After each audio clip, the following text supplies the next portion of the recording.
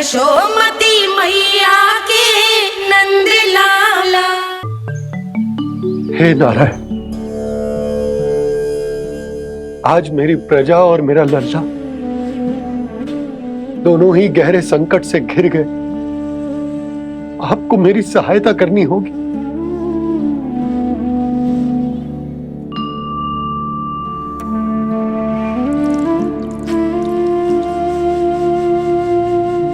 प्रभु, पिता होने का कर्तव्य मुझे एक दिशा में धकेल रहे है तो राजा होने का उत्तरदायित्व वो मुझे दूसरी दिशा में खींच रो। इस भीषण संकट में मैं क्या करूं? मैं इस संकट में अपनी प्रजा का साथ भी ना छोड़ सकता हूं और ना ही अपने लल्ला को उस नरभक्षी सिंह की मान में भेज सकता हूं। आप ही को इस समस्या का समाधान निकालना होगा। जय शालिग्राम मुझे मेरे मैया बाबा ने दिया था और उन्होंने कही थी कि जब भी कोई संकट आएगा ना प्रभु, तो इसके रूप में आप मेरा हाथ पकड़ लोगे और मुझे बताओगे कि क्या करना है, कैसे करना है। आज मुझे आपके मार्गदर्शन की आवश्यकता है प्रभु। मुझे मार्ग दिखाइए। बाबा और राजा होने की सुविधा में मैं बटा जा रहा हूं। मेरे इस धर्म की नौका जो झंझावात में फंस गई है, उसे पार लगाइए नारायण। रक्षा कीजिए नारायण।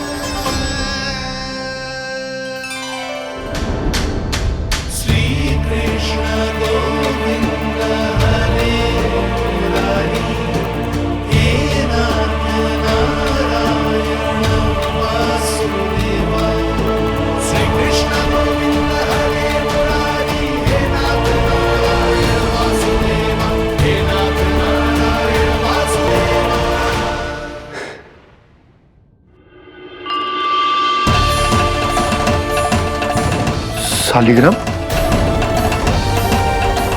यहीं तो रखा था मैंने। कहाँ गिर गया? कहाँ चला गया? मैंने तो यहीं रखो था।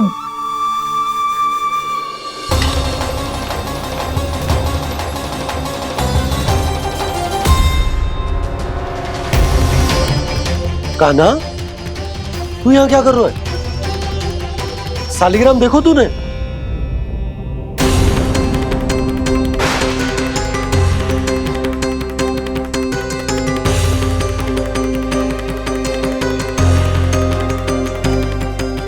तेरे मुंह में क्या है? कान्हा, कहीं तूने शालिग्राम मुंह में तो ना ले लियो? हे नारायण, क्षमा करना, अबोध बालक। जी क्या करो कान्हा तूने? बाहर निकाल शालिग्राम। लल्ला, जी अनुचित है। यदि वो तेरे कंठ में चला जाएगा तो तेरी सांस। लल्ला, ला बाहर निकाल। अच्छो बालक है ना तू? हाँ, ला। अरे तेरी मैया को पता चलेगा ना तो वो कहेगी कि ना तो प्रजा का ध्यान रख सकते हो ना ही अपने लल्ला का।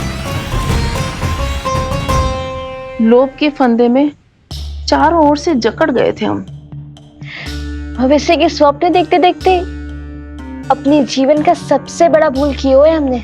यशोदा और नंद भैया ने आप सबको समझाने का कितना प्रयास किया था, और यहाँ तक कि छोटे कान्हा ने भी हमें कितना समझाया, लेकिन हमने उस दुष्ट व्यापारी को अपना सारा वचन दे दिया। मुझे तो सबसे पहले अपने घर में बिठा कर ही समझाया था उन दोनों ने। कही थी कि कोई किसी भी वस्तु का दुगना मूल्य क्यों देगा, पर मैंने उनकी एक भी ना सुनी। आप ही बताओ रोहिणी जी, अब किस मुंह से क्षमा मांगूंगी मैं जशोदा जी से? क्षमा मांगने की कोई आवश्यकता ना था।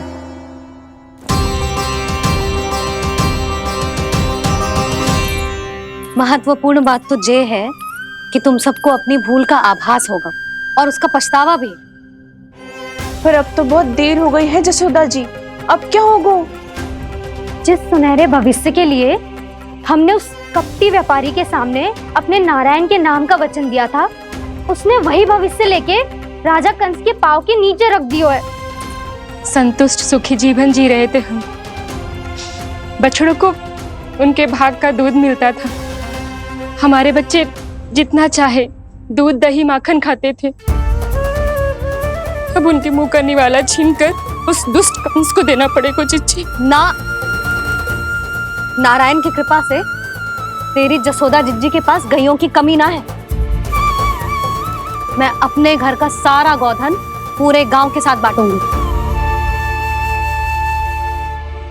किसी भी बालक के मुंह से निवाला ना छिने को। नारायण की कृपा से गोकुल का एक भी प्राणी वंचित ना रहेगा। हाँ नहीं तो देख कान्हा, बाबा का कहना मान ले। कान्हा, तुझे नारायण की सौगंध है, वो शालिग्राम मुझे दे दे।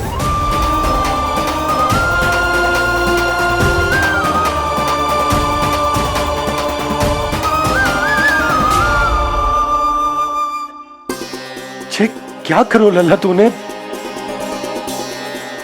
ऐसे भी कोई कर तो है क्या लल्ला? मैं पहले से ही तुझे लेकर कितना चिंतित हूं। अच्छा पता है तुझे? क्षमा करना प्रभु।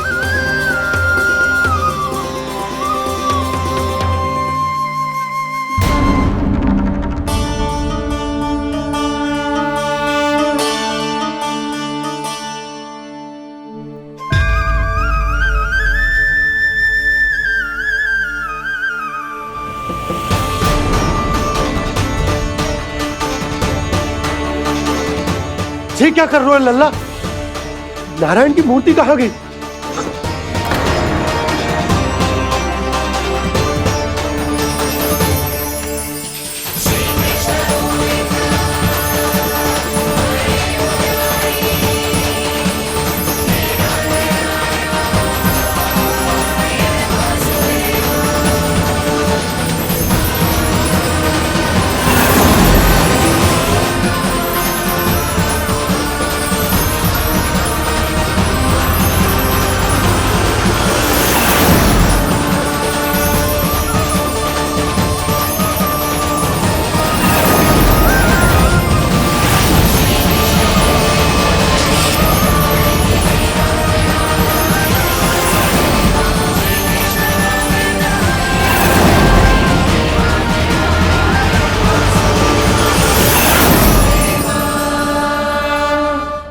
मैंने ना कान्हा के मुंह में फिर से ब्रह्मांड देखो है।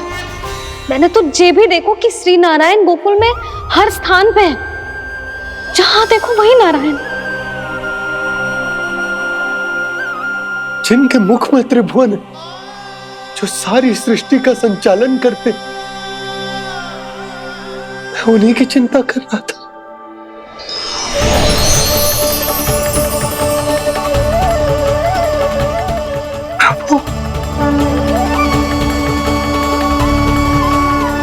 प्रभु, बाहर भी आप हैं और भीतर भी। मुझे क्षमा कर दो प्रभु, क्षमा कर दो। इस सांसारिक माया में आकर मैं भूल गया था, जिनके पास सारी समस्याओं का समाधान है, जो किसी भी संकट को क्षण भर में समाप्त कर सकते, वो तो मेरे सामने ही।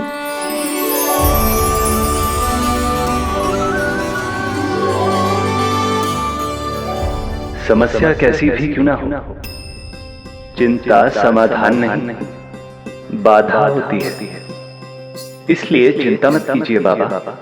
मैं तो सदैव ही कहता हूं, मनुष्य को कठिन से कठिन परिस्थिति में भी चिंता से दूर ही रहना चाहिए। यदि व्यक्ति अपना सारा ध्यान अपने कर्मों को पूरा करने पर लगाए, तो वो बड़े से बड़े संकट का सामना भी सहज ही कर सकता है। और वैसे भी मेरी पूजा वही करते हैं जिन्हें मेरे अस्तित्व पर विश्वास है। इसीलिए उन्हें भी ये विश्वास अवश्य रखना चाहिए कि मैं अपने भक्तों का साथ अवश्य देता हूं, सदैव, हर परिस्थिति में।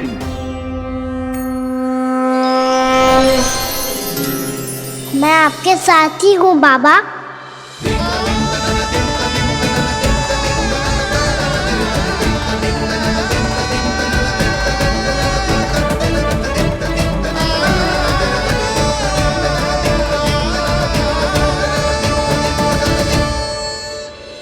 जीवन भर उसके साथ व्यापार करने को वचन दियो है, उसका क्या यशोदा?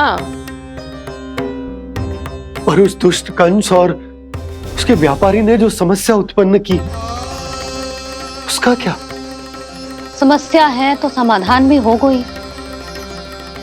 मैंने तो कही थी ना मौसी, जो हमारे समझ में ना आए उस समाधान का दायित्व भगवान नारायण पर छोड़ देना चाहिए।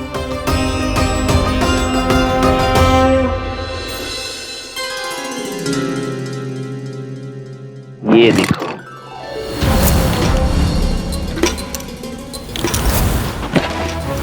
ये आभूषण, मोती, ये स्वर्ण उपहार में देने का सामर्थ्य किसके पास होगा? कंस महाराज, तुम देख लेना, मैं इस घर को महल बना दूंगा, सब झटक लूंगा। कान्हा, तुम तो अंतर्यामी हो, सब जानते हो। बताओ ना, कैसे मैं गोकुलवासियों की सहायता करूं? कोई उपाय सुझाओ।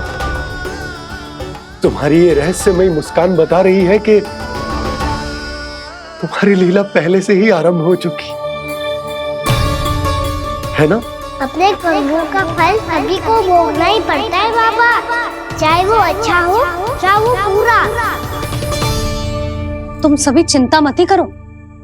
जो अन्य व्यक्तियों के साथ बुरा करते है ना, उसके साथ देर सवेर बुरा ही होता है। और जिस हाथ से उस षड्यंत्रकारी ने तुम सबका दूध दही माखन लियो है ना, जल जाएंगे वो हाथ, जल जाएंगे वो हाथ। दोनों पिता पुत्र का इसी से स्वागत करूंगा।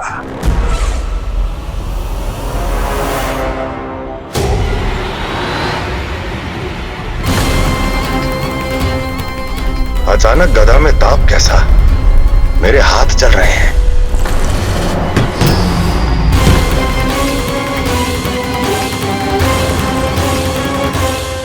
और वो व्यापारी जो तुम सबके शांत जीवन में भूचाल बन के आओ है, स्वयं शांति से थोड़े ना बैठ पाएगो।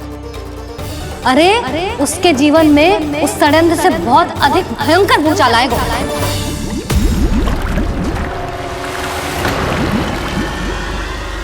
स्वामी, ये अपने आप कैसे उबलने लगा?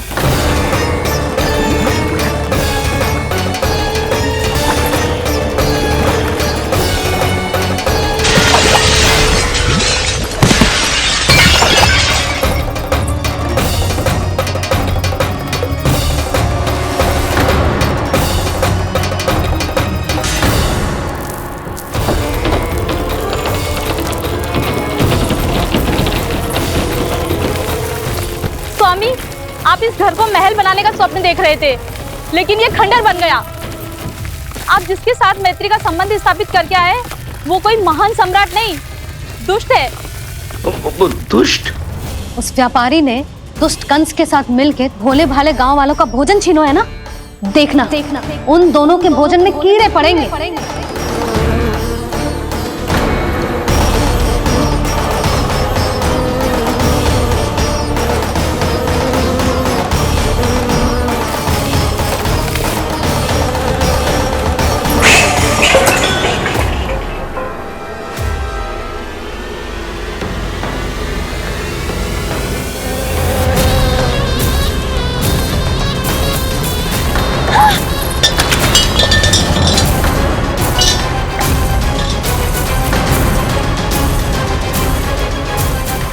स्वामी, घर गया, जीविका का साधन गया, अब क्या जाएगा हमारा जीवन?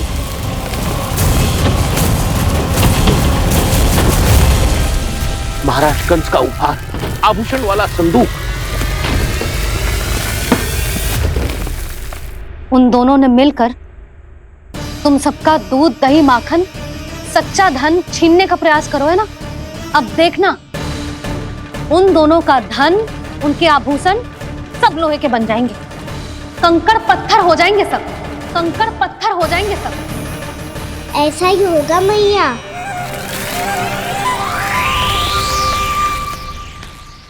मेरे ग्राहक। लेकिन स्वामी, ये इतने क्रोध में क्यों दिखाई दे रहे हैं?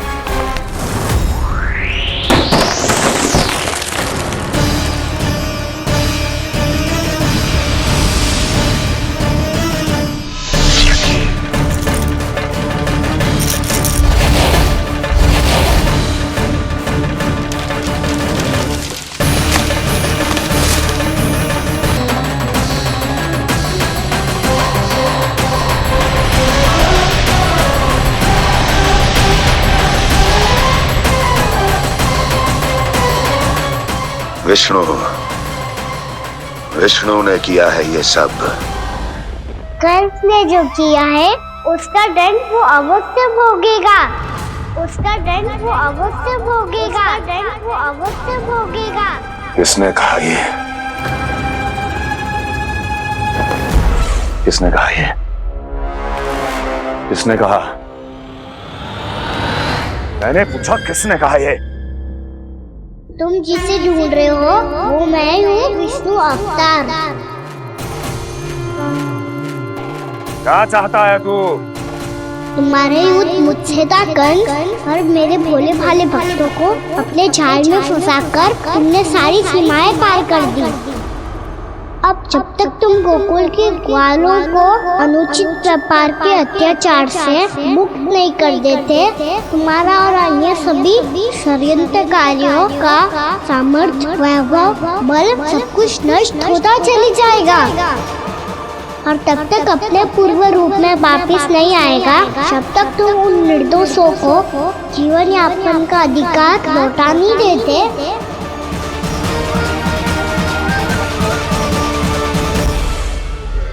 महाराज, दूध दही माखन सब कुछ पूरी तरह से सड़ गया है। महाराज, सारा अनाज, फल और सब्जियां सब नष्ट हो चुकी है महाराज। महाराज, महल का सारा पेयजल दूषित हो चुका है। छल है ये। ओ विष्णु अवतार हमें अपने माया जाल में फंसा रहा है। ऐसी सड़ी हुई मिठाइयां मैंने आज तक नहीं खाई हैं। खोए की नहीं, पत्थर की बनी है ये, उससे भी कड़ी है तुम्हारी ये मिठाइयां। आज के बाद कभी मिठाई नहीं लेंगे। जो बुरे कर्म करते हैं उनके साथ बुराई होता है, और अच्छे कर्म करने वाले को अच्छाई मिलती है। आप अपना कर्म कीजिए बाबा, आपकी चिंता अपने आप दूर हो जाएगी।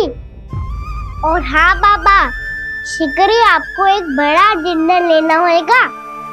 स्मरण रखिएगा, जो होता है वो अच्छे के लिए होता है।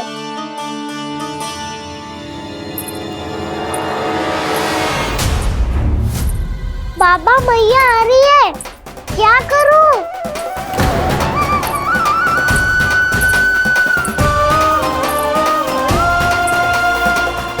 कछु सुझाव दो ना बाबा, जिससे मैया मुझे ऐसे नहीं देख पाए।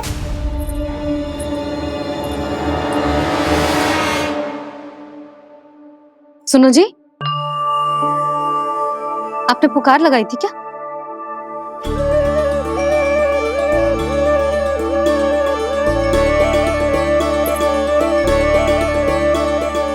तुम मुस्कुरा क्यों रहे हो?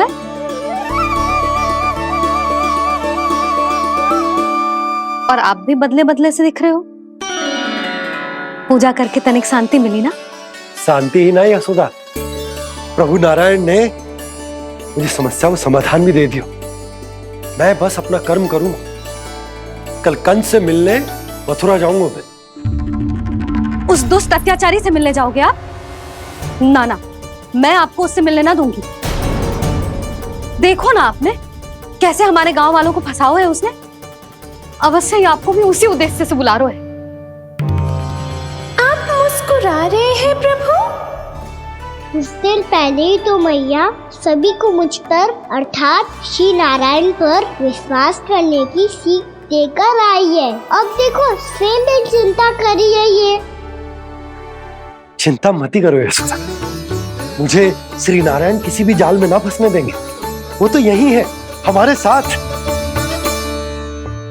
यही है, इसका क्या अर्थ है जी? तुमने कही थी ना कि तुमने उन्हें हर जगह देखो, हमारे घर में, गोकुल में, तो इसीलिए तुम चिंता ना करो, मुझे अपना कर्तव्य करने दो। कल भोर होते ही मैं मथुरा निकल जाऊंगा। पता तो चले वो हमसे चाहतो क्या है।